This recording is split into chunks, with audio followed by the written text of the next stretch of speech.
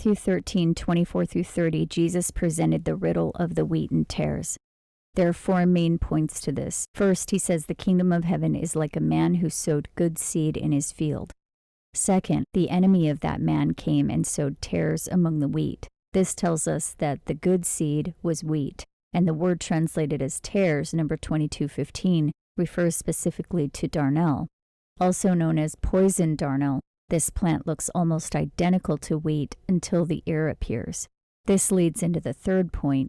The wheat and tares will grow together until the harvest, and at the harvest, the tares will be bound together into bundles, and the wheat will be gathered together into the barn. So who are the wheat, and who are the tares who look like them but are not? Verse 38 tells us the good seed, or wheat, represent the children of the kingdom, the enemy is the devil, and the tares represent the children of the wicked one. Matthew chapters 7 and 10 explain this in a different way. Chapter 10 verse 16 says, I send you forth as sheep in the midst of wolves. And chapter 7 verse 15 says, there are those who wear the clothing of the sheep, but inside are wolves. There are 2 major points to this. First, there are more wolves than sheep, because he does not say the wolves are among the sheep, but rather the sheep are among the wolves. And second, the wolves don't just pretend to be sheep, they're wearing the clothing of the sheep. This is a reference to the defiled garment spotted by scaly flesh. In Jude 1:4, we're told there are certain men who crept in unawares, and these men are the angels who did not keep their first estate in verse 6, and they are twice dead in verse 12. This is a reference to the angels of Sardis in Revelation 3:1, who have a name that they live, but they are dead. Verse 4 explains that most of the angels of Sardis wear defiled garments. The angels of Sardis are one of the 7 angels in Revelation 1-3. The 7 angels refer to the 7 stars, Revelation 1:20, which are the Pleiades star system as evident in Amos 5:8 and Job 9:9. Jude also clarifies the reference in saying that these certain men who crept in unawares are wandering stars, verse 13, and without fruit, verse 12. The garment that they wear is the garment spotted by the flesh, Jude 1:23. The flesh is strange flesh, verse 7, and more specifically, it's the flesh of Leviathan in Job 41. Verse 13 asks, who can discover the face of Leviathan's garment? And verse 15 explains that Leviathan's flesh is made of scales. So this is the reference to the serpent, and Revelation 12:9 tells us the serpent is the devil. So the serpent, or devil, sowed its children, the tares, that look like the wheat but are not. And how do these tares look like wheat?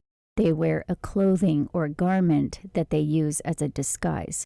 The wolves wear a clothing that makes them look like sheep. The garment, though, is spotted. We go into this in much more detail in the videos on the image.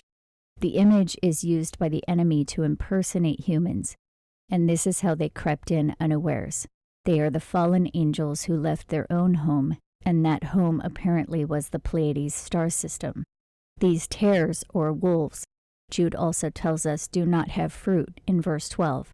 In Matthew 7:16, Jesus says you will know them by their fruit, then asks, do men gather grapes of thorns or figs of thistles? In other words, the tares produce thorns and thistles, not fruit at all. So you will know them by their lack of fruit. This is why Jude 1:12 says they do not have fruit. So these tares will grow among the wheat, and they look like wheat, and cannot be differentiated except by their fruit or lack thereof. And this fruit does not appear until near the harvest.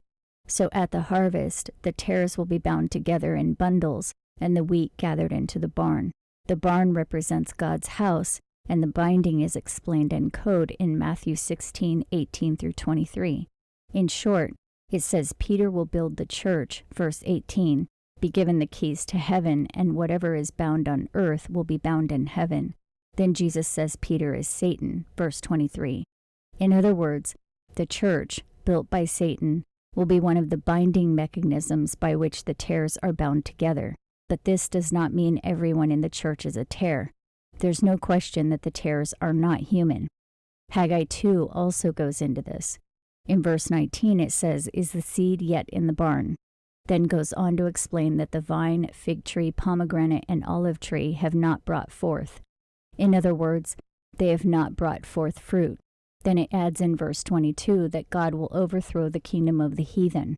Psalm 59, 1-8 says the heathen make a noise like a dog, which may explain why they are also referred to as wolves. In Genesis 3:7, we're told the hybrids sewed together the branch of the fig tree when they married humans. This is how they mingle with the seed of humans in Daniel 2:43. They are the fallen angels mating with humans in Genesis 6:2-4, and they're doing this by disguising themselves as human. This is a very deep study into the image of Revelation 13, the clothing of light, the attire of the breathing substance of human bodies, the changeable suits of apparel, etc. The tares are not native to this star system or this earth, and they disguise their appearance. The wheat are those who are not wearing a disguise. For more information